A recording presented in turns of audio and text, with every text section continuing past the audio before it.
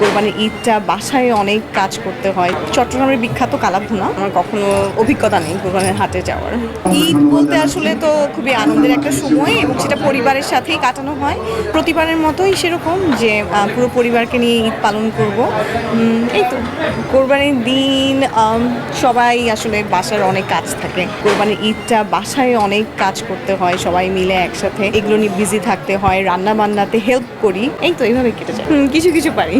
আমাদের তো কালাভুনা, চট্টগ্রামের বিখ্যাত কালাভুনা। কালাভুনা আসলে মা এবং আমার নানু খুব ভালো রান্না করেন এবং মায়ের হাতে বা আমার নানুর হাতের কালাভুনা খেতে খুব পছন্দ করি। এই গরমে আরাম নিয়ে হবে না হাহুতাশ, ঘুরলে পরে ওয়ালটন ফ্যান বাতাস আর বাতাস। কোরবানির হাটে যাবার কোনো অভিজ্ঞতা নেই, বাট এখন যখন আমাদের নিচে যখন গাড়ির পার্কিং লটে সব অনেকগুলো মানে একসাথে নিয়ে আসে সবাই হাট থেকে বাবারা, তখন দেখা যায় যে ওইখানেই একটা হাট মনে হয়। So it's interesting. আমরা সবাই মিলে বের হই, নিচে নামি, অনেকে একটু খাবার দেই। এই তো না, আমার কখনো অভিজ্ঞতা নেই কোরবানির হাটে যাওয়ার।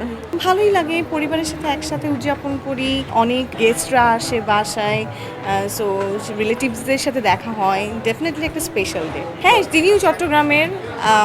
আসলে চট্টগ্রামের মানুষজন যখন দেখা হয় তখন আঞ্চলিক ভাষায় কথা বলে ভালোই লাগে।